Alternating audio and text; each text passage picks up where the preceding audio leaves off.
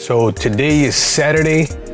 That means it's game day. So for the most part throughout the week, my work as a photographer or videographer entails me editing at home, whether it be I'm editing some portraits or I'm working on an event video. But today's Saturday, so that means that I'm gonna be out in the field. I have a wedding to photograph. Normally I work with a partner or somebody who backs me up when it's a larger event. Today's a smaller event, meaning that the booking was only for 5 hours. So I'm gonna be flying solo today. So I'll do my best to kind of document as the day progresses, while first and foremost, getting my job done right. So the plan is to start off photographing the civil wedding, the civil ceremony. After that, we're gonna hit a location, outdoor location for portraits with the couple, portraits with the couple's family. And then we're gonna finish off the day at the venue. So like I said, today I'm only gonna be focusing on photography, on photographing the event.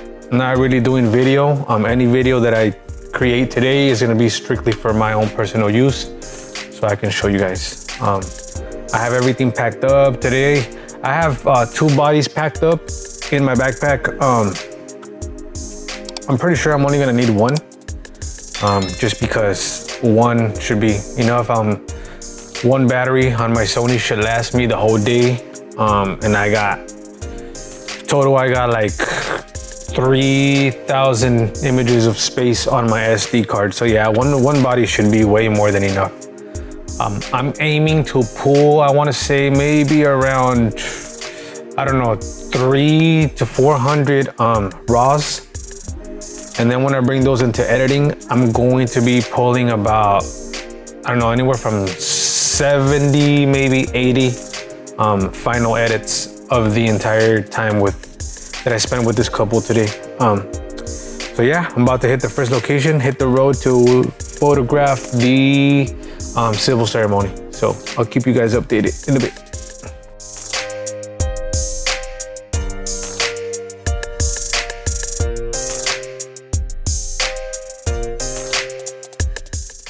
All right guys, so we're all done with the civil ceremony. It went pretty smooth. For the most part, civil ceremonies are fairly quick compared to a full-on like a Catholic wedding mass. Yeah, I think it lasted about not even 30 minutes. I think that what took longer today is doing portraits with the couple's family right then and there, like right after the ceremony, in the ceremony room. I think that took a little longer than the actual ceremony, but like I said in the last video, sometimes, you know, you gotta have the right tools to do the job, because sometimes things happen so fast. And for example, I know that this ceremony, there was guests of the couple that were probably only gonna make it to the ceremony and maybe not be with the couple at the venue. You know, they got their own thing going on. So yeah, sometimes things happen so fast and you just gotta be ready to just capture that moment, because it could be like the only time that you have that moment, it could be the only time that you have to catch that moment. So we're gonna go to outdoor location, and the day's perfect today. It's like a nice overcast, cloudy day. There is no harsh sunlight, which, by the way, that's another tip that I have for you guys, especially if you're just starting out or if you're just thinking about getting into photography. The first thing that I would say that you need to learn is lighting, especially when it comes to like natural sunlight, natural harsh sunlight. I used to be the type of person in the beginning that would just avoid at all costs anything that had to do with harsh light. But through my experience and, you know, just being out there, just shooting, I came to find that I should not be straying away from anything, but rather find a way to incorporate whatever is happening into my final edits. Like if it's a harsh sunlight day where the sun is just right overhead and just beaming down, I no longer try to find shade but I'd rather capture or create a story to tell through my photography in a harsh sunlight environment. And I feel like that has played out really, really well for me. I get a lot of compliments about my work, and probably in the beginning it's gonna be like, you're gonna be iffy about it because you might not see the way of how to incorporate whatever is going on into your scene. But trust me, just keep on shooting, keep on practicing, and you're gonna, little by little, you're gonna find a way to create a really good story through your images. But today's not the case though. Today is gonna be really easy because, like I said, it's nice and cloudy. So pretty much you see me put on a softbox on my flash when I do off-camera flash. But in this case, the clouds up in the sky are my softbox. So it's like I have a big giant softbox right over my head throughout the entire day, as long as there's daylight. So, I mean, right then and there, it's gonna be it should go pretty smooth. And then after that, we're gonna proceed to the venue. So yeah, let's get it. All right guys, so we're all done with the portrait session. And right now, I just got here to the venue. Getting my stuff ready. It's showtime, so from here on out, everything should go pretty quick. One of the things that I've come to find in my own personal experience is that sometimes the anticipation of the bride for their ceremony and then for their pictures right after the ceremony can make a bride a little nervous. So part of my job is to make the bride feel like, everything's okay, I got you. A big tip for the brides too is no matter what happens in your day, let's say things are running late or things are not going quite as planned, don't stress, because it will show in your photos or your video, whatever it is that you booked for the day. So do not worry about anything, pretty much, especially like last minute, there's nothing you can do. So there's really no point in you stressing at all. And then husbands, just, help your wife be as relaxed as she can. I know that these things can be like nerve-wracking, especially when things start going a way different than what was planned. But yeah, ultimately, I mean, it's your day. You gotta enjoy your day. You gotta just make the most of it, because keep in mind, you paid all this money for everything that's gonna take place in your day. You don't want, to not be able to enjoy it for whatever reason. Like in my own wedding, I've been married for 8 years. I just had my 8th year anniversary last month, but on my wedding day, and this was way before I wanted to be a photographer or I even picked up or bought my first camera. It just when I was getting married, or on my wedding day when I was about to get married, a lot of things started happening, like not going the way that I probably expected. I'll give you an example, like the cake. The person who was in charge, like our wedding planner, I don't know what they did. I don't know if they really knew what they were doing, but I remember I was ironing my shirt like the night before my wedding day at 2 a.m. I was ironing my shirt. I was already nervous, because I was gonna be married in a few hours. And the planner calls me at that time. Luckily I was awake. And they told me like, oh, I know that you wanted your cake to look a certain way, but I had a better idea. How about if I do this and this and this? So point in case, last minute, even though we had a planner who was supposed to take care of us, things started, taking a left turn. But we just rolled with it. My wife and I were like, you know what? We're not gonna worry about anything. We're gonna enjoy the day. And yeah, pretty much. So that's my tip for you brides and grooms. And then photographers or videographers, you can play a little part as well in making that bride feel like comfortable, for her day. So yeah, I'm pretty much ready to go. I'm just gonna use one body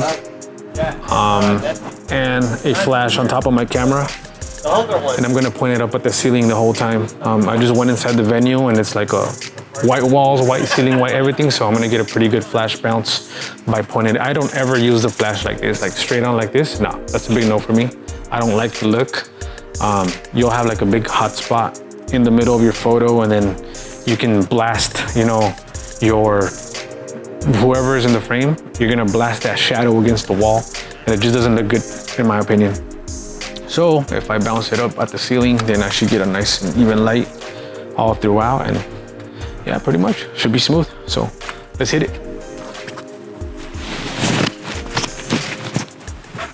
All right guys, so we're over here at the venue right now. I'm not sure if you guys can hear me over all this music, but yeah, we're pretty much wrapping it up for right now.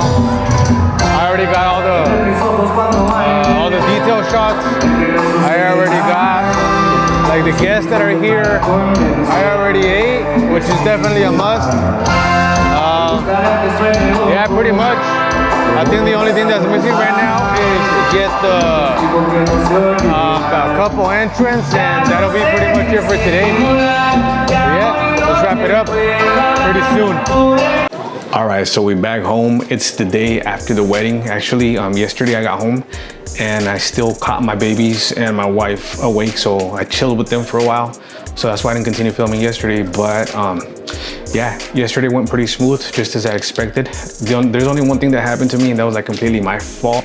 I tend to be really careful when it comes to like preparing for an event, charging batteries, making sure that I have enough memory on my cards. But yesterday, so my original plan was to use my flash on top of my camera, point it up at the ceiling the whole time, and just roll with it that way. But I used this guy on a wedding previously, last week, and I remember charging the batteries, but I guess I did not charge the batteries. So my flash died like within an hour and a half of getting to the venue. I was like, oh, that was my fault. But see, one of the things that really helped me out yesterday is a skill that I picked up along the way, which is just to be able to think on the spot and continue getting the ball rolling. You always need to have a plan B, because plan A might not always work. And the last thing that you want to do is freeze up and show any type of like nervousness or like anxiety to your couple or whoever booked you. So to me, it was really nothing. I was like, I got this, man, don't worry. So what I did was I went to my backpack, I picked up my wireless flash trigger. I got the AD200 Pro right here. I put this up on a light stand just like I have right now, and I put it in a corner of the hall at the venue. And I just pointed it up at the ceiling as it is right now the entire night. And it was nothing, you know. I was able to get my work done nice and neat. I just posted it up like that, and it kind of actually helped me out, because having this guy on top of the camera the whole time, it could start to get heavy. And this trigger right here is actually a lot lighter. So yeah, I just rolled with it that way, and like I said, I was able to still do my work, you know. So I was just aiming, this guy was at the corner, and I was just shooting away just like that. And yeah, I mean, but I would not be able to do that if I didn't have that skill where, you know, I'm not gonna freeze up and I'm gonna find a solution. But that only comes through time and through experience. But like I said, to a person like me, like, it ain't nothing, man. I was still freaking got it done and just roll with it. Other than that, but like I said, that was like my own fault. But even when I, you know, create like an issue for myself, like I always have like in the back of my mind, I already have like, I got this. So yeah, so just to recap, we started at the civil ceremony, and then we rolled to the outdoor location for the couple portraits, and then we finished off at the venue. I was in and out total of 5 hours, and we got it done. The one thing that I can say is that filming yourself while trying to do your work at the same time is like, it is a challenge, because the #1 priority is for you to get your work done and keep the client happy. And so that was definitely like top priority for me. And then anything that I caught on video for myself for this video, it was just like, you know, I'll get what I can. Like for example, when we were out doing the outdoor portrait session, I did not want to film because that would mean that I would have to post up a camera on a tripod somewhere, and there was just a lot of foot traffic, and you just never know who might, like, you know, you'll turn your back for a second and then somebody might just come run across, grab your stuff and continue running. So that's why I couldn't film yesterday at the outdoor location, but I definitely try to pick up something at the venue because it's like a more controlled environment. There's a security guard right there, so I mean, it's impossible for somebody to snatch my stuff, you know. But yeah, that's gonna be it for today. I hope you guys enjoyed rolling with me for a day of work, a day of shooting, and thanks for watching. We'll see you on the next. Peace.